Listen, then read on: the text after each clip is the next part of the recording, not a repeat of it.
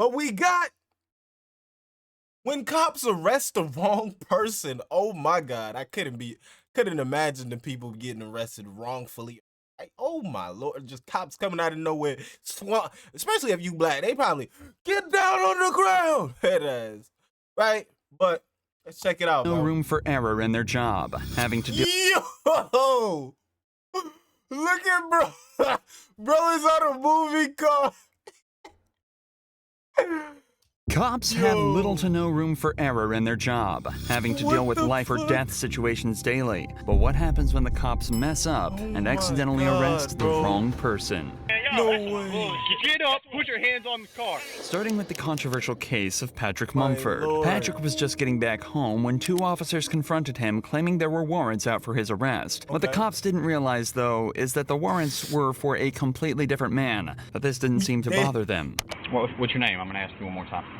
We probably need to talk to you. So, what's your name? The name is Michael. His name is Patrick. So did they not read the arrest warrant? Patrick. Stand up. Turn around, put your hands in the car. What happened? Patrick is justifiably nervous here after suddenly being confronted by multiple police officers, but still manages to give the cops his name. However, they decide that they don't believe him, and instead of asking for an ID or trying to confirm his identity in any way, they immediately decide to do this instead. What I do? Man, what I do? Y'all ain't telling me what I do, man. Hell You got no. a warrant. You got a warrant? He just came back from his probation officer. I got taser. A taser? You coming out? Yo. Come out. Get your hands out now. They fighting him. They about to be fighting a lawsuit too. Oh, what? You didn't even ask for his ID. Even if you don't believe him, his ID will tell you his real name, right? 3 seconds. Hold on, man. 3 seconds. Do not reach. Get up. Put your hands on the car. Show me the warrant. Come out. Show me the warrant. 2. Yeah, show the warrant too. All right, move. You coming out or not? Stand back. Come out. You got a I'm warrant. not telling you again. You better get out of the car. Where's the warrant? Get out of the car. Get out of the car. Oh hell no! They about Get to out of the fight car. this man. Yo, Leave me alone, cousin. Move, Fox. Move. yo. Come on, really? It took just 38 seconds from the police making first contact to They giving didn't the even order ID this man either, bro.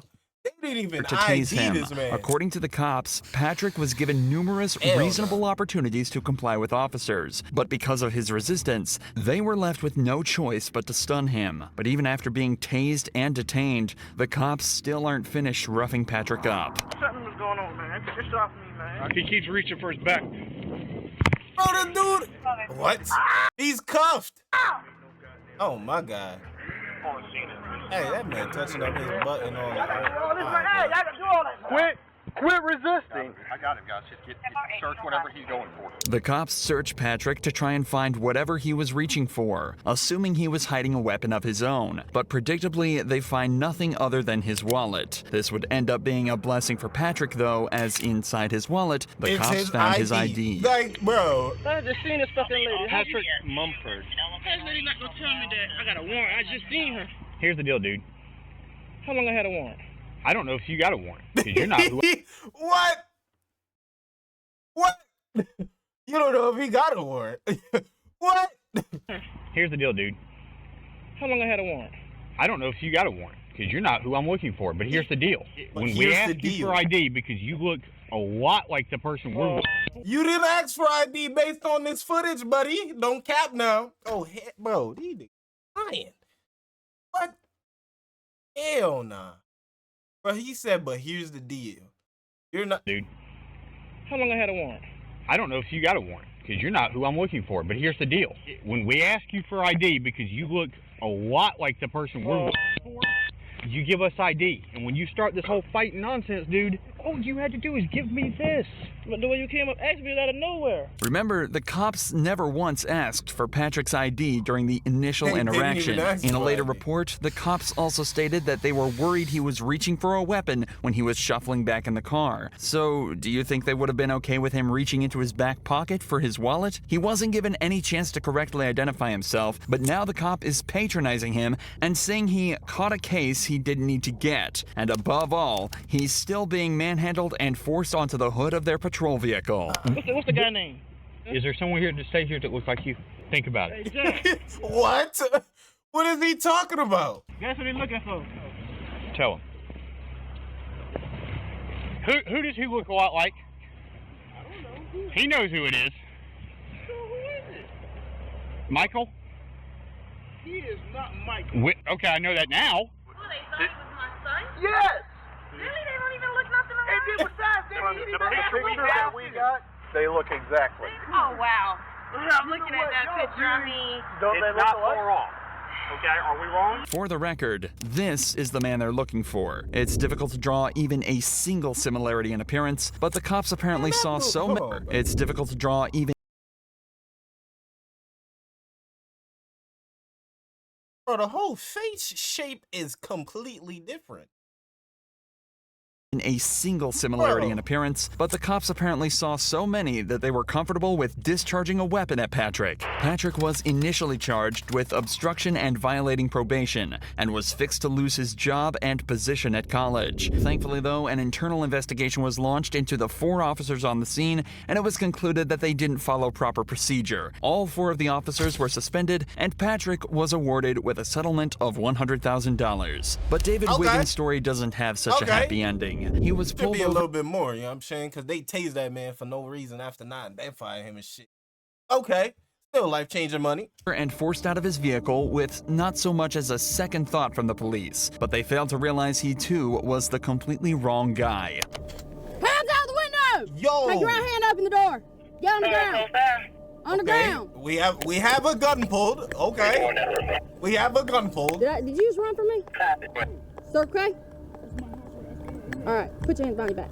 David was put into cuffs and Oh, left my on the God. ground at gunpoint after cops mistook him for a suspect. Apparently, the guy they were looking for had just fled them in a similar car with a similar license plate, and the cops pulled Oh, David okay. over assuming it was the same vehicle. It's an understandable mistake, but realistically, the cops should have double-checked the plate as soon as they lost line of sight. Instead, they decided to wait until David was on the ground, handcuffed, and at gunpoint before even attempting to confirm he was their guy. I was going home. I did not run, I swear. Since you give me that tag. Contact to a 2016 Dodge Challenger, last name Green. It's not a Hammer. It's clear. This ain't even him. Yeah, you good. Look, you're good. That's scary. You got almost the same tag, same car. He must have passed you going through. You good? Good. All right. You have a good one, okay? I'm sorry about that. David was offered little other than an apology for the whole ordeal and was sent on his way after being correctly identified as the wrong guy. But that wasn't enough for David, and in July of 2023, decided to file a lawsuit against the city of He Marion, was claiming definitely gross saying- negligence, Oh civil my assault, God. battery, and false imprisonment. Oh In the my complaint, David alleges that he was forced to endure 3 minutes handcuffed on the ground with a gun to his head, not knowing if the next second would be his last. He also notes that the apology was a mockery. As of this video's upload, the case is still ongoing. However, when this cop in Florida was faced with Oh the my same God. situation, he managed to show exactly how you should handle it. I'm not trying to get shot over this. Do you really think we want to be out here killing people? A deputy in Volusia County was looking for a burglar when he stumbled upon Joseph Griffin, a man who he said perfectly matched the description. There is a burglary that happened. You kind of fit the description. Let me just make sure that you're not him, okay? All right? Okay, and see, I like that right there. That's cool right there. You let him know why you stopping him. You know what I'm saying? You let him know what's going on. Boom, know why you pulled up on him. Cool. You know what I'm saying? Okay, can I see your ID? Yeah. You literally, they said white tank top, Now black shorts. now he's And IDing they said that him. you had a Boom. beard, all right? So I'm not saying it's you, but it was a black male. Again, not saying it's you, buddy. This cop is obviously aware of how difficult this very interaction can be, especially if it turns out he's not who he's looking for. So he approaches him politely and attempts to resolve the situation rather than escalate it. Just bear with me, okay? Because you fit the description. I'm not saying you're guilty, but my sergeant's telling me to detain you. That's my sergeant. I got you. I just had a daughter born 2 days ago, so I just have this online. It's live? I'm Do you mind setting it down here? Because for now, I'm gonna detain you. Look, you're not under arrest. I'm detaining you right now because you fit the description. Okay? Just same time. Okay. Joseph respectfully informs the cop that he's live streaming the interaction for his own safety before being detained. He's also told that he's not under arrest and not being charged with anything. They just don't want to give him the opportunity to run should he end up being the suspect. We're not saying it's you, but you fit the description. That's why I'm detaining you. If it's not you, we're gonna cut you loose and you're free to go. Okay? But I just want you to see through us why, 7 cop cars. So everything going on. It's just a little bit scary. Yep. This is it was a burglary. It's a burglary. It's serious. It's not a joke. God damn, they got a whole fleet for one guy. God damn. We're coming in, so that's why you have so many. The cops are doing their best to put Joseph at ease, but you can still imagine how stressful of a situation this would be. He's doing a good job at staying respectful and composed, but you can definitely still tell he's on edge. We appreciate you being very cooperative. Other people would just... I'm not trying to get shot over this. You ain't gonna get Seriously, do you really think we want to be out here killing people? Do you honestly think that? I'm a military police.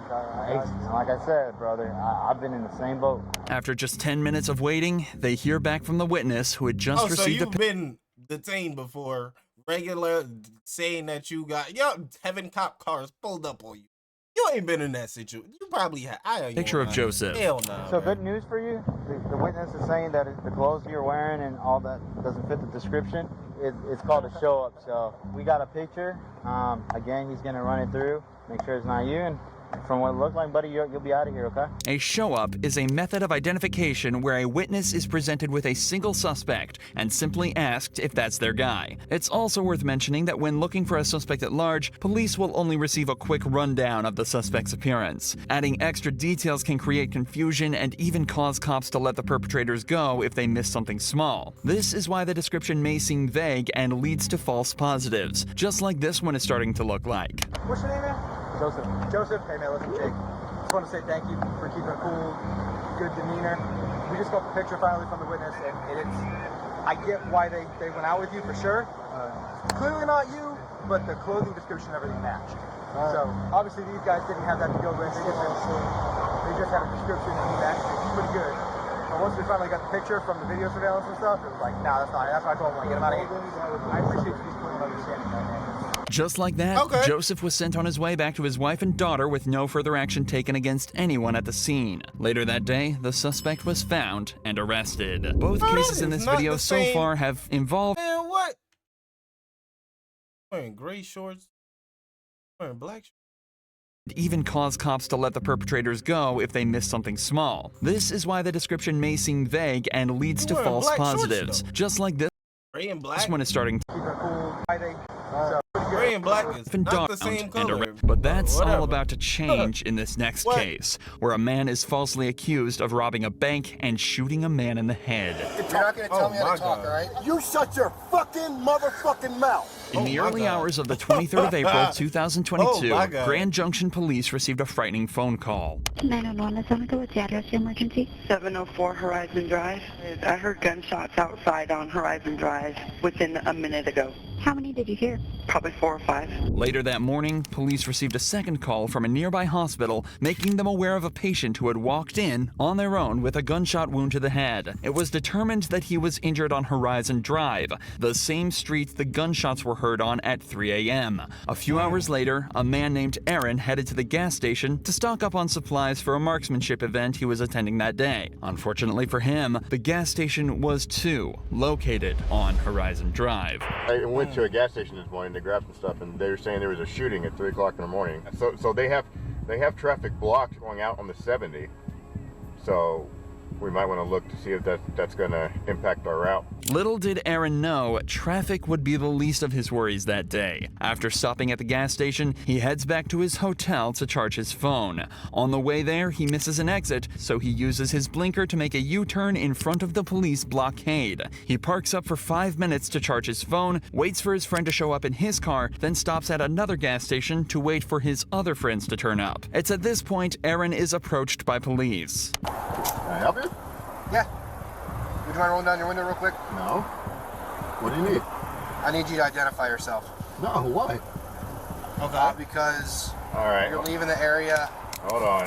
Where a shooting occurred. Okay, well, can you please roll down your window more so I can talk to you? No. What do you need? All right, well, I need to identify you. No, you do not. My name is Officer Posadas with the Grand Junction Police Department. And this is my corporal right here. This is Corporal Church as well. Okay. All right, so I need you to identify yourself. No, that's not how it works. I have rights as an American citizen, right? What Aaron is saying is completely true, and he is well within his rights to refuse to identify himself. However, that doesn't necessarily mean it's always the best idea. Regardless, in this situation, Aaron clearly wishes to exercise this right, to which the cop isn't best pleased. This is when things start to escalate quickly. You do not have articulable suspicion that I've done anything. I actually do. What crime do you suspect me of committing? Possible attempted homicide. You suspect me, actual me, of committing possible attempted homicide. Well, your cooperative behavior right now does not help your cause. No, I've done absolutely nothing. I pulled into a gas station because my friends are here, because we're going to... Keep an eye, they're associated. At this point, Corporal Church heads over to Aaron's friends where he discovers that his name is indeed Aaron, and that it matches up with the registration on the vehicle. Meanwhile, Officer Posadas attempts to shed a little more light on why Aaron is being highlighted as a suspect. Right, exactly. You're leaving the area of a crime. Exactly. With a similar colored vehicle, similar nature to the description. What description of that vehicle did you get? I got a darkened colored sedan. Two people also stated that one of the suspects may be of African American descent. With this information, you can see how a cop would suspect Aaron. He's a black male in a similar vehicle. But things start to get much stranger as you dive deeper. In the official report, it was determined there were actually two suspects, one white and one black. And a more detailed report of the vehicle describes a car more similar to the one that Aaron's friends are driving. It seems as though the cops are ignoring every sign and targeting Aaron for no reason, something that only becomes more obvious as they allow his friends to leave, but keep Aaron at the scene. My buddies that just left, they were also in a dark sedan, but you aren't fucking stopping them and questioning them. Okay, well, I'm sorry that sorry that you feel that way. Shut your fucking mouth. I don't want to fucking talk. You're not going to tell me how to talk, all right? You shut your fucking motherfucking mouth. Corporal, come up here. Oh, my God. Oh, my God. He's currently recording on his phone, but he's highly uncooperative with me, screaming and yelling at me. Told him that his vehicle matches the description, gave in, blah, blah, blah. He's very upset right now. Why are you not cooperative? Because I don't have to be cooperative with your investigation. Well, you have to ID yourself. No, I do not. Tell me why I have to ID. Well, Colorado state law says you do. I want you to explain why me as a person, have to ID to you. Colorado state law says you do. The cops continue to ask for Aaron's name despite having already been told by his friends and realizing it matches up with the name on the vehicle. But perhaps the funniest part of this entire interaction is what happens when Aaron instead asks for the sergeant's name. What's your name and your badge number? What's your name and your badge number? Well, I'm not going to give that to you. You have to. No. Yes, you do. You are a public servant. I'm asking for your name and badge number. You also have to give me your name. No, I do not. Okay. So you wanted me to explain to you why I'm asking for you to identify yourself? Yes. Because we had an incident happen here? Wait, hold on. First, please give me your name and your badge. Okay, well, no, I won't give you that right now. What do you mean you won't? This is the most ridiculous thing I've ever I'm telling you. It's important to note that the Grand Junction Police Department require police officers to identify themselves upon request, but the sergeant later claimed he simply forgot. Aaron was never made aware of why they targeted him so directly at the scene, but in the official police report, the cops say that the reason they suspected Aaron was because of the U-turn he made. Remember, he simply missed his exit to the hotel, and there the road ahead of him was closed, leaving him with nowhere else to go. They also alleged that he didn't use a turn signal for the maneuver, something that can easily be disproved by listening to Aaron's dashcam footage.